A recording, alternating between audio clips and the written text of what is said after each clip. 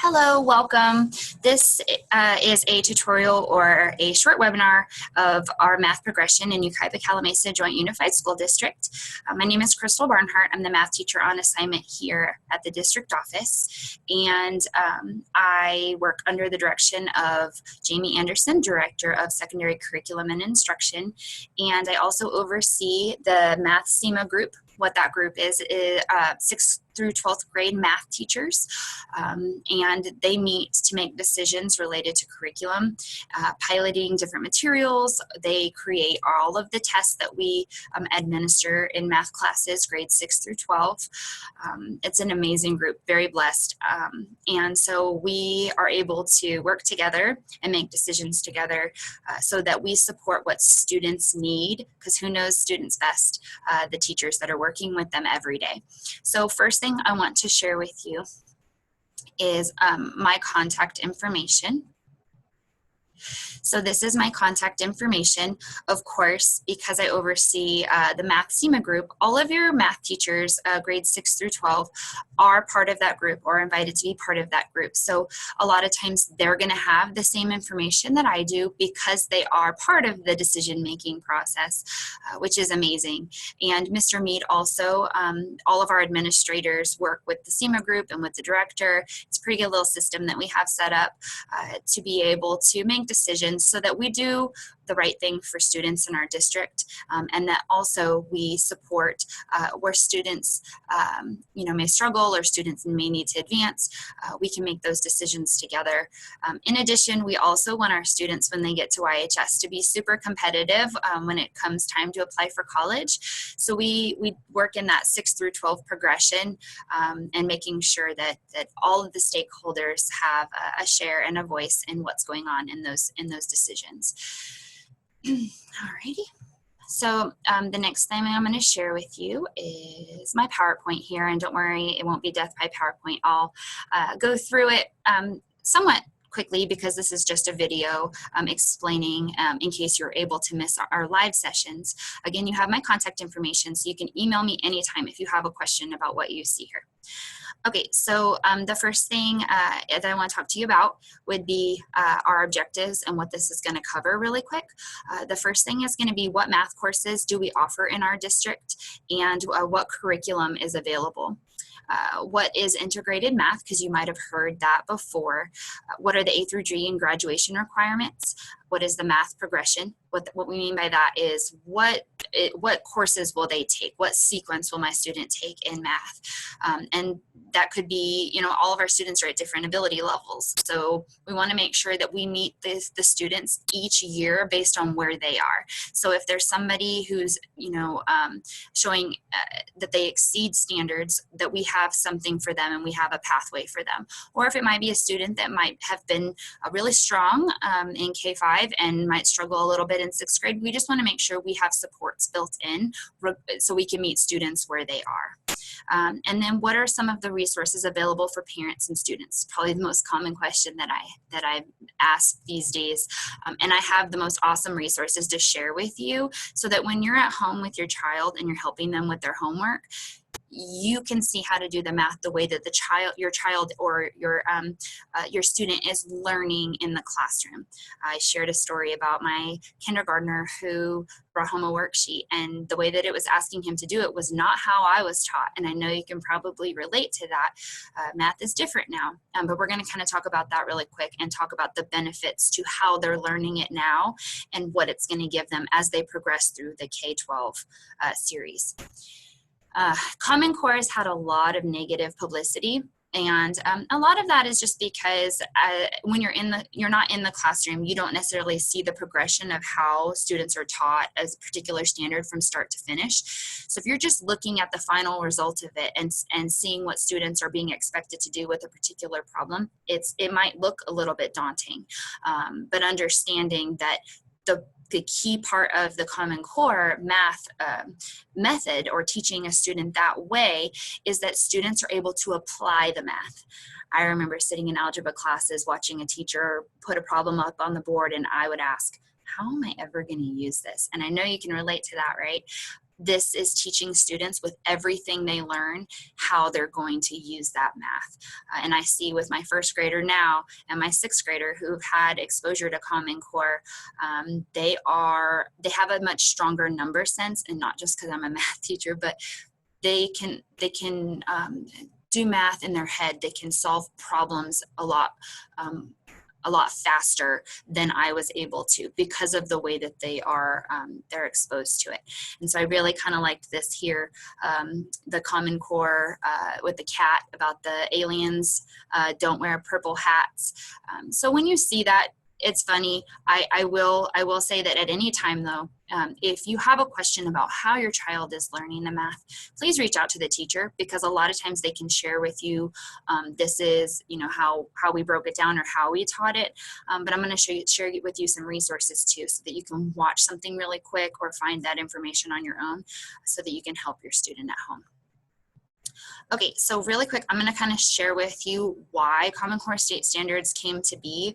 And this is a really short video, just so that we can be clear about kind of what I was telling you about the application piece. Like it or not, life is full of measuring sticks. How smart we are, how fast we are, how well we can, compete. But up until now, it's been pretty hard to tell how well kids are competing in school and how well they're going to do when they get out of school. We like to think that our education system does that. But when it comes to learning what they really need to be successful after graduation, is a girl in your neighborhood being taught as much as her friend over in the next one? Is a graduating senior in, say, St. Louis as prepared to get a job as the graduate in Shanghai? Well, it turns out the answer to both of these questions is no. Because for years, states have been setting different standards for what students should know and be able to do at each grade level. That's making it too hard to know if our kids are really doing well enough overall, and if they can really compete for a job someday. What we really need are clear goals. That's where the Common Core state standards come in. They're like a total sea change in education. Consistent, strong, clear benchmarks for English language arts and math. Here's how it works. You can think of kindergarten through 12th grade like a giant staircase. Each step is a skill your child needs to learn before stepping up to the next one. But right now, too many kids aren't really confident with like 2 plus 2 before they have to move on to 2 times 2. We need more focus on the skills that help them move up the stairs, or they can slip up and fall behind. And there's another problem. What if everyone's stairs were made at different heights? Well, here we go again. They are. So, a boy in Seattle who's rocking an A in English literature could be getting a C on his Chicago friend's staircase. Oops. We need to create consistent steps in education too. So first, each standard creates a landing on the staircase, a stop along the way as your child heads toward high school graduation. Each stop is a chance for every parent and teacher to focus on the skills their students are supposed to know at that step, no matter the zip code, language, or race.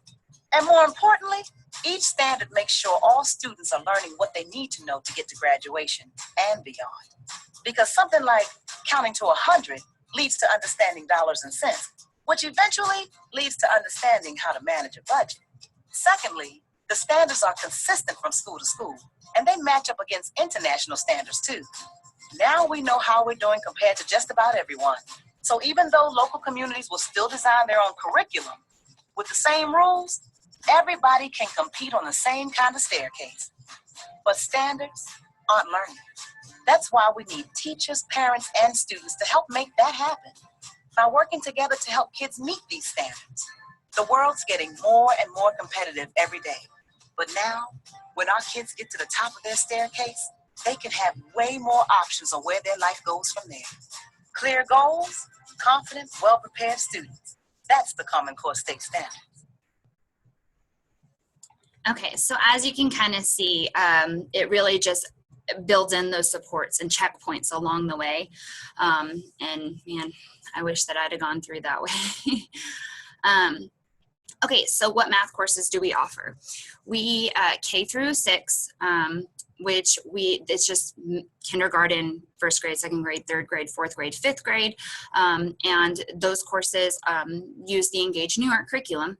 And then we do offer, they do take an end of course test at the end of their fifth grade year that will help with that progression in 6th through 12th. And we'll talk about that here again in a second.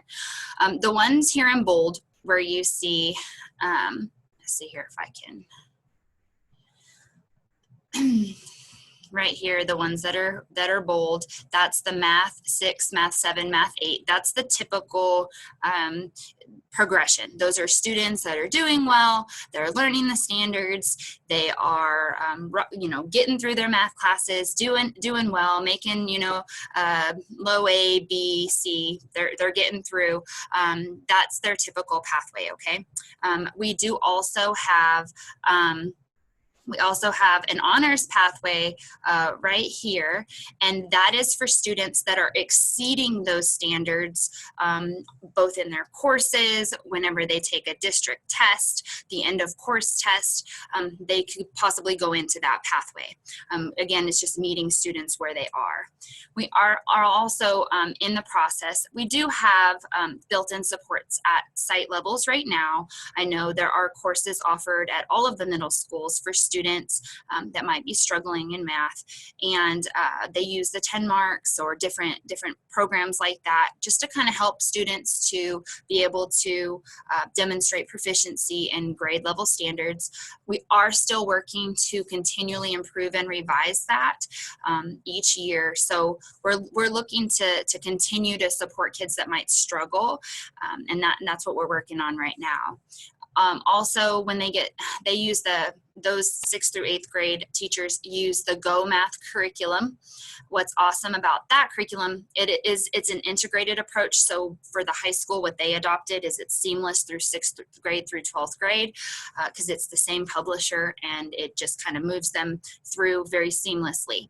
Also, the 7th grade, right here, this course, the Math 7H, they use a different textbook. It's the Advanced 7 textbook. And what's beneficial about that is that the students don't skip any standards. The students in that course are exposed to 7th grade standards and then also exposed to most of the 8th grade standards that they need to be able to be successful in a Math 1 classroom. And that's different than how we've done things in the past.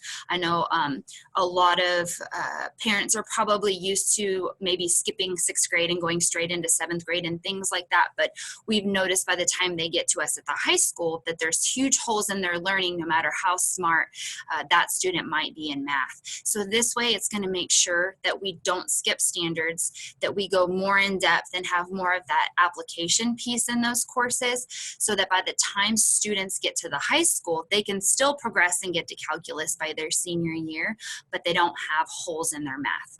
The reality is you can only learn so much in a day. And so we want to make sure that we provide students with exposure to all of the standards. That way, there's no gaps in their learning. And then at the high school, we offer the integrated math, and I'll talk to you about what that is here in a second. But as you can see, the one in bold right here, Math 1, Math 2, Math 3, that's the typical math progression. That means the majority of students will go through that progression. We do recommend that students take a 4th year, but for graduation requirements, it's not necessary. We'll talk about that here a little bit later, but this is the typical pathway. In 9th grade, you take Math 1, and by your junior year, you've taken all of the math, and then that's when the test is their 11th grade year. They take their state test. In 6th grade, 7th grade, and 8th grade, they have a end of year test each year. And that's important because the foundation of most of the math that students are going to need is really in those middle years. We do also have math courses for students that might struggle with math. It kind of slows it down a little bit. We're looking to make those courses very hands-on, a lot like CECA has already now with the IB program, but at the high school, making those courses rich with projects and hands-on activities, just so that those students can really learn the math by a different project-based learning approach. Okay, I'm going to keep keep going forward here. And they also have the Houghton Mifflin, so it's the same, same curriculum as the middle school. This is what the Go-Math looks like at the 6th through 8th grade level. So at CECA, this is the book you've probably seen that your student uses. What's great about it is a lot of the teachers, I know Ms. Corbin at the 6th grade level is using the MyHRW. It's amazing. It's amazing because the more we can get students working on math on the computer, the better they will be able to understand the technology that's required when they take the end of the year test, because the state tests now are on the computer. So giving students exposure to that is highly beneficial. So 10 marks, all of those programs, really, we just got to get the kids on the computer using math. One is integrated math. Integrated math is an approach where you don't teach algebra, geometry, and algebra 2 in isolation. What that means is in the typical day-to-day, your math is not just one of the disciplines. If you're solving a problem at home about how to build something in your backyard, it's going to take algebra and geometry to be able to solve those problems. Real life problems aren't done in isolation. So for students, we wanted to make sure that we're giving them that same exposure. In addition, by adopting the integrated math, it really does two things for your students. It allows them to have a blending learning style that incorporates 4 math classes into 3 years, and being intentional about what standards that it's introducing your child to.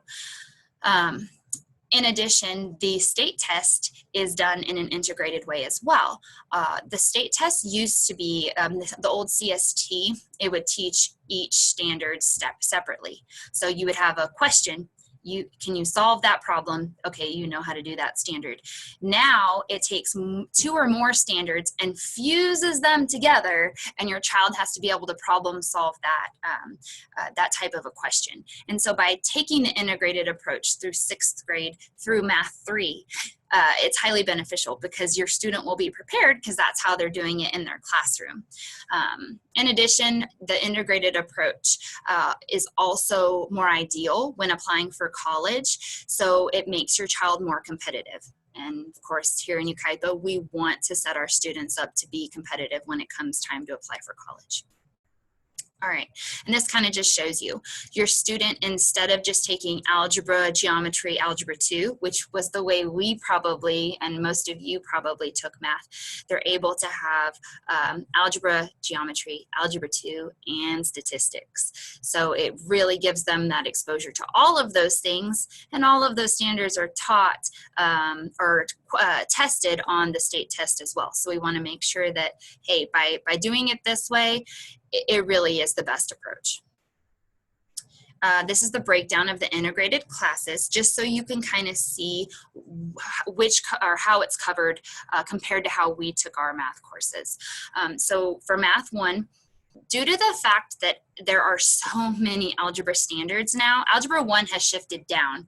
All the math has really shifted down. And that wasn't Common Core. That was happening before Common Core. So in 8th grade, by the end of your 8th grade year, you've had most of your Algebra 1 standards, or at least half of your Algebra 1 standards.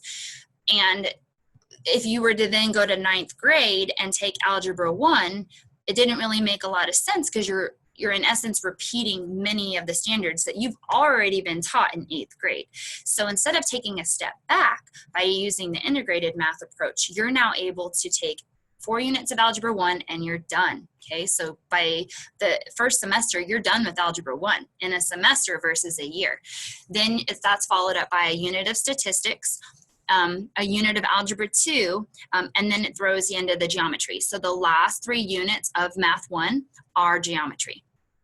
Math 2, you are able to have exposure. You start the year with Algebra 2, at 5 units of Algebra 2, and then the statistics, and then the geometry. So it's kind of structured in the same way as the Math 1. What's nice about that is every year you're refreshing on what you learned the year before and then building on it. So students aren't going 3 years without having geometry and then taking a test on it. they're being reminded and having to have that repetitive practice. Because even for myself, not being in the classroom, I have to practice those math skills, because if you don't consistently use them, you start to kind of forget the processes and procedures, and that's just math. And then math 3, you have 1 unit of statistics, you finish your algebra 2, and then you finish your geometry. Math progression, and we kind of already addressed that a little bit, but the reason for coming up with a specific plan other than just to support our kids, the Mathematics Placement Act of 2015 required by law that school districts establish a placement policy or placement criteria so that students are intentionally placed in math courses based on specific criteria or specific measurables. So for us, we have a combination of things that we look at to be able to place students into math courses. So it's not just based on whether or not you want to take an honors course or you don't want to be in a course that challenges. It's based on, okay, well, what is a student actually able to do? And it doesn't just take one test into account. If you look here, we do have a variety of things that we look at when placing students.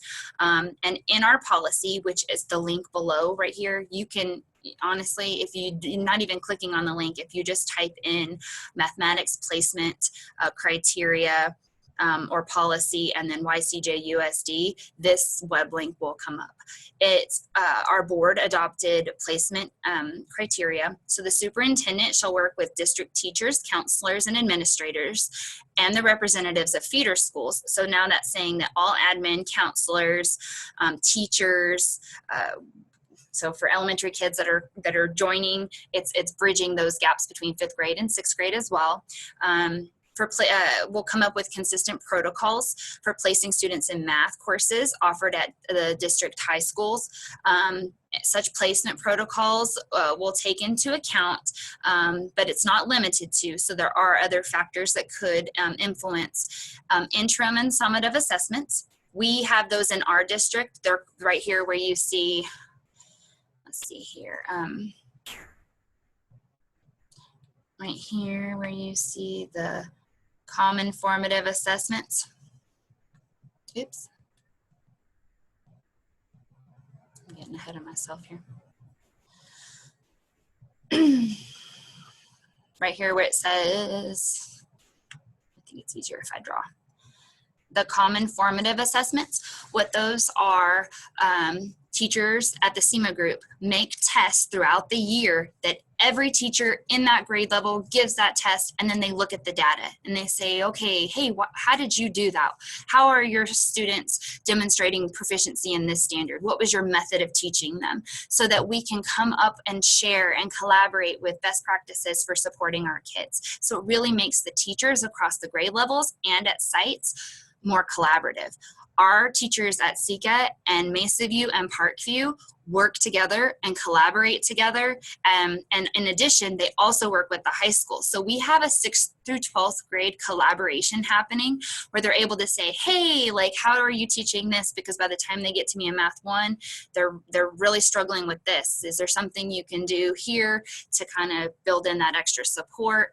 I mean, teachers working together across the grade levels and vertically, that's where it's at right there. So the common formative assessments they create, they administer, and they look at the data and make plans on what to do with that data. The end of course assessments, teachers also create those. The math teachers created those, and we look at that data at the end of the year. The assistant superintendent, Dr. Vreeman, did find a correlation between our end of course test that we made last year and the CASP scores. So what that means is that the end of course test is a pretty good indication of how a student will perform on the CASP. Now, I don't know, some of you parents were able to see those scores and different things like that. Keeping in mind, it's not on a 0 through 100% scale. I always have to remind the math teachers of that. It's based on how many standards were the students able to meet or exceed expectations on. So a student that might receive a 60% on the CASP, they have demonstrated that they know are able to master 60% of those standards. So on a CASP test, that might correlate as a meets expectations, not a you failed or you whatever. So just kind of wanted to throw that out there. But there is a direct correlation between the test we made and the state test, and then the math grade, because typically, you know, how a student does in their math class, that could be a good indication of whether or not they need more help with math, or whether or not they're able to move into the honors pathway. And at multiple points, students are able to enter the honors pathway. So if they don't enter that in 6th grade, they can in 7th grade, or they can in 8th grade, or they can when they get to high school for Math 2 honors. So there's multiple entry points. And I know teaching Math 1 at YHS, I had students that didn't accelerate, is what we used to call it, within the 6th through 8th grade years, but by the end of their 9th grade year, they really rocked it in Math 1, and they were ready to go into an honors pathway. And so those students were able to go into a Math 2 honors, and there they are. They have the Math 2, and they're progressing. And so there are multiple entry points. Let me clear my screen here. Okay, this is the middle school sequencing. So CECA, Parkview Middle School, all offer the same courses. So all 3 schools set students up to be competitive.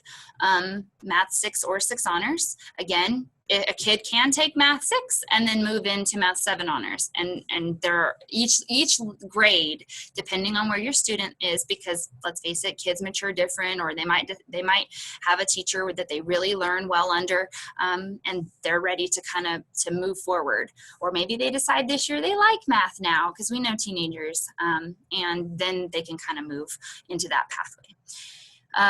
CECA now is offering Math 1 as a core class and not necessarily as an elective. Last year they were able to offer it as elective, so so that the students did not skip those standards.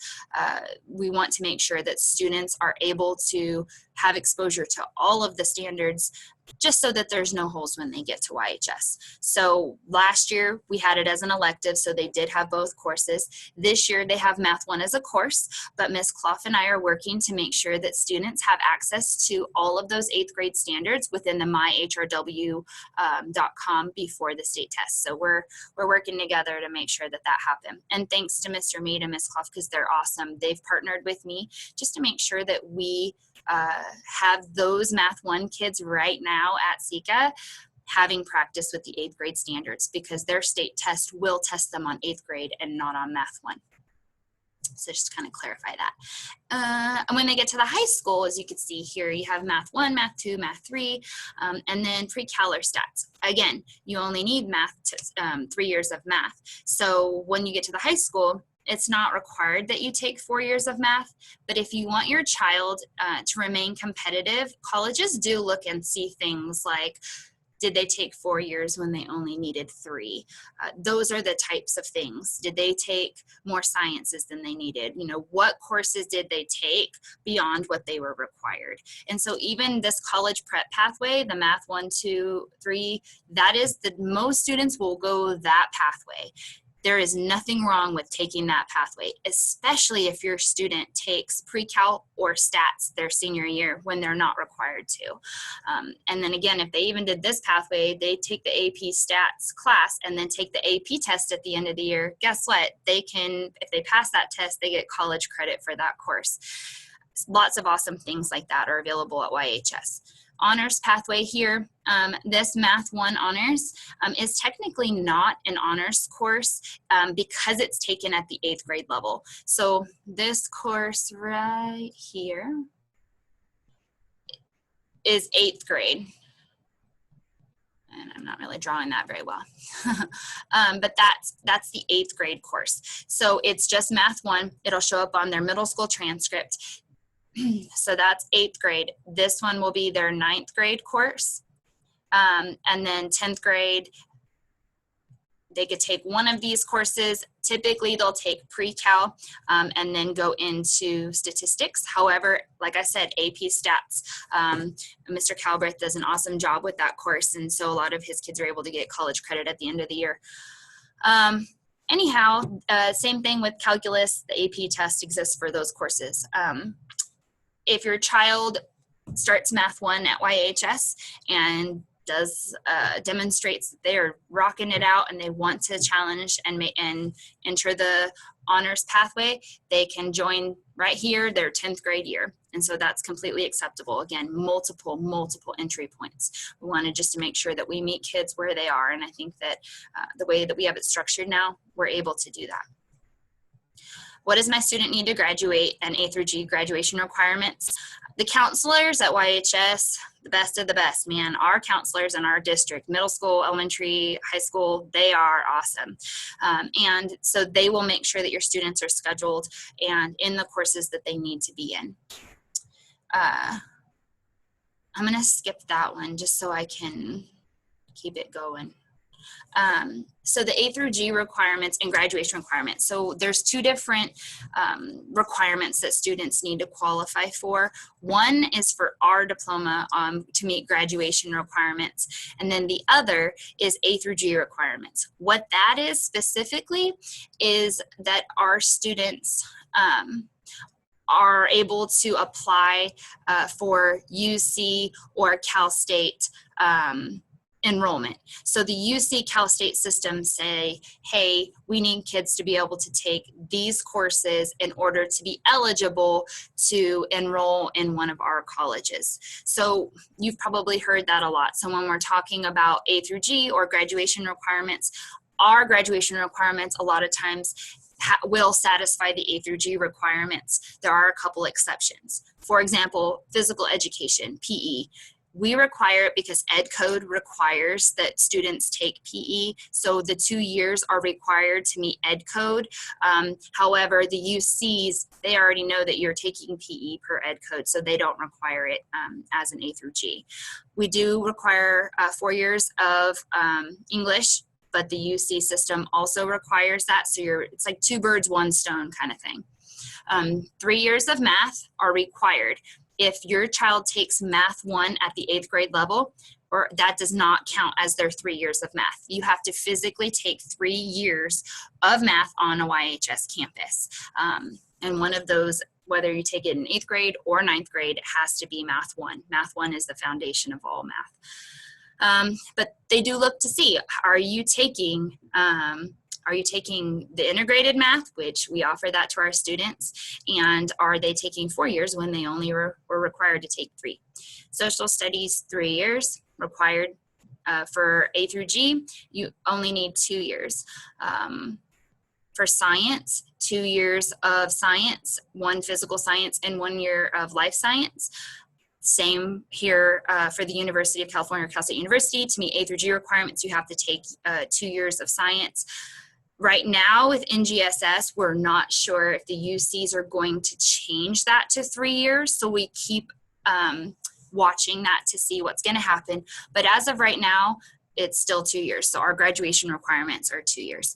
And our science teachers are amazing. And at YHS, the data shows that more students take 3 years of math or 3 years of science than 2 years. So they must be doing something right.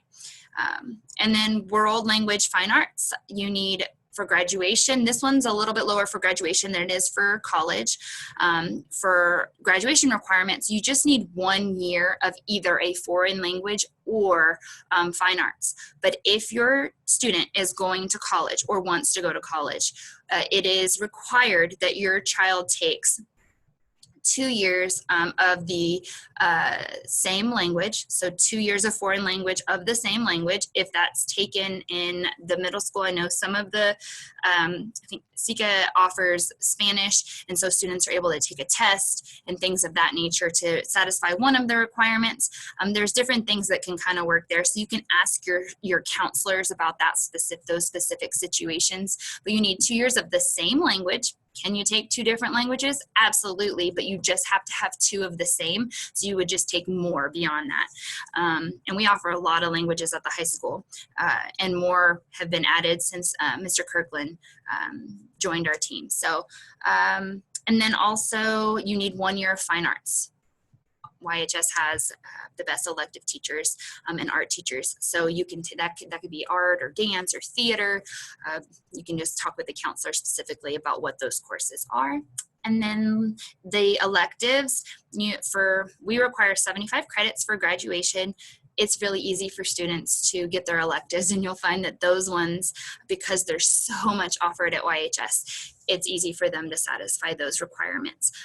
For the electives for A through G, let's say your child takes an extra math or science course that they didn't need to have to meet graduation or A through G, they take an extra one, so 4 years of math or 3 years of science, they've satisfied that elective because it's been one of it'll count as their elective credit, if that makes sense. So it's a pretty good deal. They need to make a C or better in those courses in order to receive credit. So that's kind of why we don't have D's in our district. So 70% or higher is passing. And that's one of the benefits to us having that policy, is just because if it doesn't meet A through G requirements, then we're not really setting our students up to be successful. But if you have questions about that, again, you can ask your specific site. Okay, so must complete Algebra 1, which is our Math 1. Sometime, whether it's 8th grade or high school level, you have to take that course. You must complete 3 years of math, 30 credits on a YHS campus, but 4 years is ideal. It'll make your child more competitive. Looking at that, it actually makes your child more competitive than being in the honors pathway. So if you could just kind of make the plan to do that, it would be awesome. This is Aries.net. So this is the system that the counselors and the sites use to make sure at YHS that your child is on track, so that there's no mistake that your student is on track for graduation to meet both graduation requirements and UC or Cal State requirements. Here you can see that this particular student, it shows that there is a 0 for the graduation status. It shows that they need 0 courses to be able to, or 0 credits are needed to be able to graduate.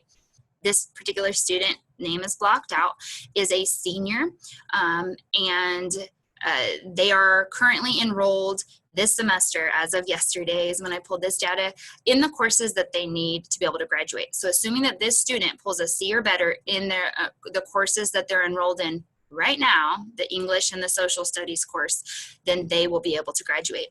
In addition, as you could see, there are 0 courses needed or credits needed for UC and for Cal State.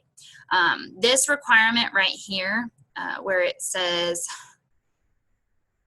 requirement not met, that just means that the counselor, because this particular student took Algebra 1 as an 8th grader, they just have to go back, verify, yes, that student took Algebra 1, or it's going to be Math 1 moving forward, but the student took Algebra 1 before we went integrated.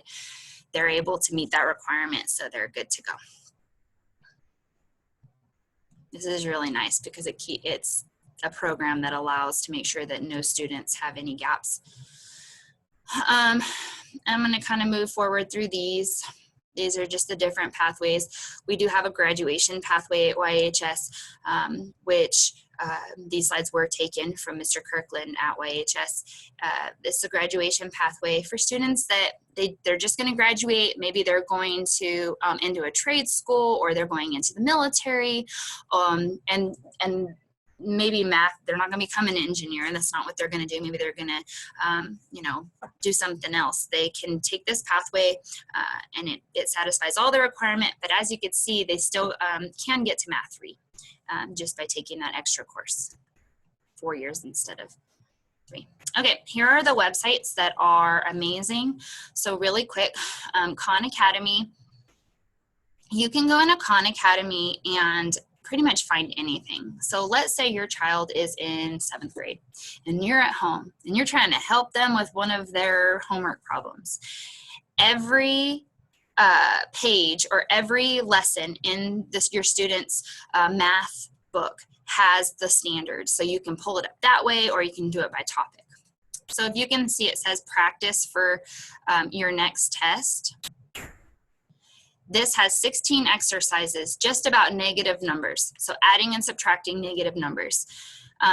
If you click on something, this gives them practice problems. But what's cool about it is let's say you're not sure, you can check here and it gives you a video and it gives you a hint. So the student can watch the video or they can get a hint, but then it gives them a new problem after that to see, did you really learn it? And so this could be for you, this could be for them. If as a parent, these videos, watch the video, and then you can see how your child is being taught how to learn that math. Okay, so Khan Academy, and it's free. And another thing too, which I wasn't able to show, let me go back.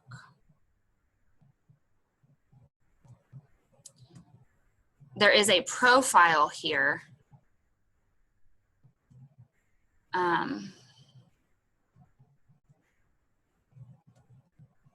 Where it allows you, I'm trying to see where I can get to that.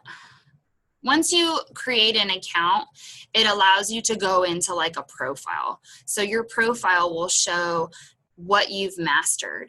And what's great about that is they earn like points and different things like that. So you create an account and you'll be able to, you'll be able to see all of that. Okay, this website here, you can click on it. It just has 9 different apps for parents that you can use to download on your phone to either help you or your child practice math. A lot of them are kind of geared more like the game style so that kids are motivated to do it. This one, the photomath.net, this is one of the apps that are listed on that other website.